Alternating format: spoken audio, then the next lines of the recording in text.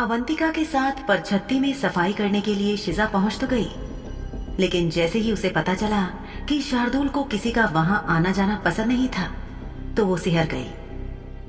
वो ये सोच सोच कर परेशान थी कि शार्दुल आकर उसका क्या हाल करेगा। शिजा ने अब तक शार्दुल के चेहरे पर बहुत ज्यादा हाव भाव नहीं देखे थे। बस कभी कभी उसकी सनक भरी मुस्कुराहट जरूर उसके चेहरे पर कुछ पलों के लिए कुछ भाव ले आती थी, लेकिन कोई उन भावों को समझ नहीं पाता था। शुद्ध खून वाले पिशाचों की मौजूदगी उसे डराती नहीं थी, लेकिन वो सहज भी नहीं हो पाती थी। अवंतिका ने पूछा, तुम्हारा नाम क्या है? जी शिजा। शिजा ने बिना रुके तेजी से उत्तर दिया। अवंतिका एक बड़े से संदूक पर जमी धूल को उड़ाने के लिए झुकी, और जैसे ही उसने फूंक मारी, कमरे में धूल का घना बादल छा गया। अवंतिका की बात पर ध्यान न देते हुए शिजा का हाथ कुछ पल के लिए संदूक पर घुमा, और कुछ ही पल में साफ होने के बाद उसका लकड़ी का ऊपरी भाग दिखने लगा। यानी ये लकड़ी का एक बड़ा डिब्बा था, लोहे का संदूक नहीं। मेरी माँ एक अद्भुत महिला थी। उन्हें पुरानी नायाब चीजों को इकट्ठा करने का शौक था। अवंतिका की नजरें शिजा की नजरों से मिलते ही वो आत्मीयता से मुस्कुराई। शिजा सोचने लगी कि अवंतिका और शार्दुल थे तो दोनों सगे भाई बहन, पर दोनों में कितना फर्क था। एक तरफ अवंतिका थी जो कोमल स्वभाव की थी। अवंतिका के हाथ लकड़ी के उस डिब्बे के चारों ओर सुरुचिपूर्ण ढंग से घूम रहे थे। उसके भूरे घुंघराले बालों का एक हिस्सा पीछे की तरफ घुमाकर बांधा गया था, और बाकी के बाल उसकी पीठ पर फैले थे। अवंतिका ने शिजा से कहा, मेरी माँ के पास ऐसी बहुत सी चीजें थीं जिनका इस्तेमाल इंसान भी करते थे, लेकिन कुछ खास चीजें उन्होंने जंगल में से भी चुनी थी, जैसे कि ये। इतना कहकर अवंतिका ने लकड़ी के उस बक्से से एक वस्तु निकाली जो एक मुड़ी हुई छड़ी की तरह लग रही थी। अपनी जिज्ञासा को अपने तक ही सीमित रखने में असमर्थ शिजा ने फौरन पूछा, ये क्या है मालकिन? अभी बताती हूं। अवंतिका ने उस छड़ी जैसी एक और छड़ी बक्से से निकाली और दोनों छड़ियों को आपस में रगड़ दिया। उन छड़ियों में से लाल रोशनी जैसी आग निकली। शिजा ने पहले कभी ऐसा कुछ नहीं देखा था, इसलिए उसकी आंखें फटी की फटी रह गईं। ये कोई आम लकड़ी नहीं है शिजा। जब हमारे बाबा को इसके बारे में पता चला था तो उन्होंने इसे फौरन फेंकने के लिए कहा था। तुम जानना चाहोगी कि उन्होंने ऐसा क्यों कहा था? अवंतिका ने माहौल में रहस्य की हवा खोल दी। शिजा को टकटकी लगाकर छड़ियों और खुद की ओर देखते हुए पाकर अवंतिका बोली, तुम्हें ये लकड़ियां यहां कभी भी उगती हुई नहीं मिलेंगी। कोई भी इसे उगाने की हिम्मत नहीं करता, क्योंकि जिस पेड़ से ये लकड़ियां मिलती थीं, काउंसिल ने उस पेड़ के किसी भी प्रकार की खेती पर पूरा प्रतिबंध लगा दिया है। ये छोटी सी मामूली दिखने वाली लकड़ियां वही हैं जिनका इस्तेमाल काली चुड़ैलें उड़ने के लिए करती हैं। अवंतिका काफी दयालु थी। उसने वो लकड़ियां शिजा के हाथ में दे दी ताकि वो उन्हें छूकर देख सके। शिजा ने अपनी अज्ञानता को स्वीकार करते हुए कहा, मुझे ये सब पता नहीं था। क्या आपने कभी किसी काली चुड़ैल को देखा है? अवंतिका ने शिजा के हाथ से वो लकड़ियां ले ली और मुस्कुराते हुए बोली, मैंने कुछ काली चुड़ैलों को उड़ते हुए देखा जरूर है, लेकिन किसी से रूबरू मिलने का मौका मुझे आज तक नहीं मिला। हाँ, मेरी ऐसी इच्छा जरूर है कि कभी मुझे किसी काली चुड़ैल से मिलने का मौका मिले, ताकि मैं उसकी गर्दन मरोड़ दूं और उसके शरीर को जला दूं। मैंने सुना है कि जब वो दर्द से चिल्लाती हैं तो उनकी चीखें सुनकर बहुत मजा आता है। अवंतिका की मुस्कुराहट पूरी खिली हुई थी, और इस एक पल में शिजा को शार्दुल और अवंतिका दोनों भाई बहन में काफी समानता नजर आई। इस लम्हे से पहले तक शिजा को शार्दुल ही अजीब लगता था और अवंतिका बहुत संयम वाली नजर आ रही थी, लेकिन अब शिजा तुरंत अपने कमरे में जाना चाहती थी। उसका मालिक शार्दुल ठीक ही कह रहा था कि उसे कमरे में ही रहना चाहिए था और किसी से बात नहीं करनी चाहिए थी। तभी अवंतिका ने कहा, डरो मत, मैं तुम्हें कोई नुकसान नहीं पहुंचाऊंगी। अवंतिका ने वो लकड़ियां वापस उस लकड़ी के बक्से में डाल दी और बक्से में से कोई दूसरी चीज उठाकर देखने लगी। शिजा मन ही मन सोच रही थी कि किसी दूसरे को दर्द और तकलीफ पहुंचाने की बात मजे वाली कैसे हो सकती है। इतनी खतरनाक बात को कहते हुए कोई इतना मुस्कुरा कैसे सकता है। तभी अवंतिका ने कहा, काली चुड़ैलों के साथ ऐसा ही किया जाना चाहिए, वो इसी के लायक है। शिजा ने उसे टोका, माफ कीजिएगा मालकिन, लेकिन कुछ अपवाद भी तो होते होंगे। सारी की सारी काली चुड़ैलें तो बुरी नहीं होती होंगी, उनमें से कुछ तो होंगी जो। शिजा की बात पूरी होने से पहले ही अवंतिका ने उसकी बात काट दी और बोली, तुम ऐसा इसलिए कह रही हो क्योंकि तुम कभी उनसे मिली नहीं हो। साफ था कि अवंतिका अपने मन की बात खुले तौर पर कह देती थी। शिजा ने हिम्मत करके अपनी बात रखते हुए कहा, मेरा पाला काली चुड़ैलों से पड़ा है मालकिन। वाकई? क्या तुम सच कह रहे हो? शिजा ने स्वीकारोक्ति में अपना सिर हिला दिया और अपने हाथ में पकड़े धूल से भरे हो गए कपड़ों को पानी की बाल्टी में खंगाल कर निचोड़ते हुए कहा, जी मालकिन, मैं मिली हूं, और मैं एक ऐसी निर्दोष चुड़ैल से भी मिली हूं जो हम लोगों की ही तरह जिंदगी को जीना चाहती थी। शिजा को याद आया कि उसके गांव में एक काली चुड़ैल रहा करती थी जिसने कभी किसी का कोई नुकसान नहीं किया था। फिर भी एक दिन अचानक उसे आग में जलाकर मार डाला गया था। उस वक्त शिजा ने अपनी मां के द्वारा अपनी भेड़ से उतारी गई ऊन को बाजार में एक दुकानदार को बेचा था। घर का खर्चा चलाने के लिए मां बेटी सब्जी की दुकान लगाने के अलावा भी कुछ काम किया करती थी। जैसे ही शिजा ने दुकानदार से पैसे लिए, उसे वो महिला दिख गई जिससे शिजा की दोस्ती लगभग 1 महीने पहले ही हुई थी। उसे आग के हवाले कर दिया गया था। गांव के बीचों बीच दिन दहाड़े उसे सिर्फ इसलिए आग में झोंक दिया गया क्योंकि वो काली चुड़ैल थी।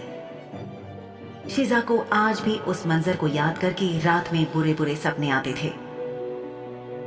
अवंतिका ने आश्चर्यचकित होकर पूछा, तुमने कहा कि वो जीना चाहते थे, तो क्या उसे मार दिया गया था? अवंतिका ने अपनी दृष्टि शिजा पर जमा ली। शिजा ने जवाब में कहा, हाँ, उसे गांव के पहरेदार अफसरों ने मार डाला था। गांव के लोगों और पहरेदारों की नजर में यही सही था। उन काली चुड़ैलों के परिवार को कुछ भी कहने का मौका नहीं दिया गया था और इसीलिए शिजा को उन पर बहुत दया आई थी। ऐसा नहीं था कि उसने काली चुड़ैलों को बदमाशियां या हंगामा करते हुए नहीं देखा था, लेकिन कहीं ना कहीं उसे ऐसा लगता था कि उनमें से कुछ अंधेरे और वीराने में रहना चाहती थी, क्योंकि वो वैसे ही माहौल में पैदा हुई और वैसे ही रहती आई थी। मुझे ये सुनकर खेद हुआ शिजा, तुम्हें मुझसे कुछ भी छुपाने की जरूरत नहीं है, तुम खुलकर अपनी बात कह सकती हो। अवंतिका ने फिक्रमंद होकर ये बात कही और एक प्यारी मुस्कान शिजा को दी। कुछ देर पहले वो जिस तरह काली चुड़ैलों की गर्दन उड़ाने के बारे में बोल रही थी, उस बात ने शिजा को कुछ देर के लिए उलझन में जरूर डाल दिया था, लेकिन जो बात शिजा को लगातार परेशान कर रही थी वो थी अवंतिका की आंखें। हालांकि उससे बात करते हुए अवंतिका हर पल मुस्कुराती रही थी, लेकिन जिस तरह उसकी आंखें शिजा को देख रही थी, उसे तोल रही थी, उससे शिजा बहुत असहज महसूस कर रही थी। शिजा अवंतिका के बारे में अच्छी या बुरी कोई राय नहीं बनाना चाहती थी, लेकिन शार्दुल ने उसे सताया था और इनकी छोटी बहन सोहनी ने तो साफ साफ अपनी नफरत जताकर शिजा का अपमान किया था।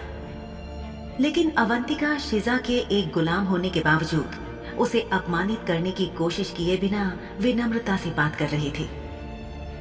तभी अवंतिका ने उसे ये कहकर चौंका दिया, मुझे नहीं पता कि मेरा भाई क्या सोचकर तुम्हें बाजार से खरीद कर लाया है। मैं ऐसा इसलिए कह रही हूं क्योंकि वो गुलामों से बहुत नफरत करता है। शिजा उलझन में दिख रही थी। उसके चेहरे के हाव भाव से उसकी उलझन स्पष्ट थी। अवंतिका उसे देखकर मुस्कुराने लगी, फिर बोली, मैं समझ सकती हूँ, मैं भी तुम्हारी तरह उलझन में हूँ। जब उसने कहा कि उसने एक नौकरानी खरीदी है जो कि तुम थी, तो मैं भी एक पल के लिए चौंक गई थी। उलझन इस हालत को समझाने के लिए सही शब्द नहीं था। शिजा सोच रही थी कि अगर शार्दुल गुलामों को इतना ही नापसंद करता था तो फिर आखिर उसने शिजा को काले बाजार से क्यों खरीदा। तभी एक दूसरे लकड़ी के बक्से को अपनी तरफ खिसकाते हुए अवंतिका ने उसमें से एक रंग बिरंगे छोटे से कलाइडोस्कोप को बाहर निकाला। शिजा ने ऐसा कलाइडोस्कोप अपने गांव के मेलों में दूर से देखा था। अवंतिका ने कहा, सच कहूं तो शार्दुल गुलामों को केवल नापसंद नहीं करता, उसे तो गुलामों के नाम से ही नफरत होती है, बेहद नफरत। एक बात बताओ, क्या तुम दोनों पहले कभी मिले हो? अवंतिका ने कलाइडोस्कोप को प्रकाश की तरफ किया ताकि वो रंग बिरंगे तरह तरह के पैटर्न्स का मजा ले सके। शिजा सोचने लगी कि जैसा शार्दुल का व्यक्तित्व था और जैसा उसका स्वभाव था, ऐसे में वो अगर शार्दुल से पहले कभी मिली होती तो वो उसे भूलती नहीं। उसने अपना सिर नामे हिलाते हुए जवाब दिया, नहीं, हम पहले कभी नहीं मिले। क्या वाकई ऐसा है? देखो, हर कोई नहीं जानता कि शार्दुल गुलामों से नफरत करता है। मैं उसकी बड़ी बहन हूं, इस वजह से मैं ये बात जानती हूं। गुलामों के प्रति शार्दुल की नफरत के बारे में बात करते करते अचानक बातचीत का रुख मोड़ दिया। जितनी भी चीजें यहां इस कमरे में हैं, ये सब अतीत की बची हुई यादें हैं, जो खुद बहुत उदास है। गुनगुनाती हुई अवंतिका ने बक्से में से कुछ निकालकर धूल झाड़ने के लिए उस पर फूंक मारी और उसके होठों पर एक मुस्कान छा गई। शिजा को आश्चर्य हुआ कि क्या अपने भाई के नौकरानियों के प्रति रवैये में अचानक बदलाव का कारण जानने के लिए तो अवंतिका उसे यहाँ पर परछत्ती में नहीं लाई। शिजा को याद आया कि अवंतिका ने उससे खुलकर बोलने के लिए कहा था। शिजा ने एक गहरी सांस ली और तभी अवंतिका ने कोमल मुस्कान के साथ शिजा को आश्वासन दिया, तुम्हें मुझसे डरने की जरूरत नहीं है शिजा, मैं तुम्हें कोई चोट नहीं पहुंचाऊंगी। कम से कम तब तक तो बिल्कुल नहीं जब तक तुम मेरे परिवार के साथ कुछ बुरा नहीं करती हो।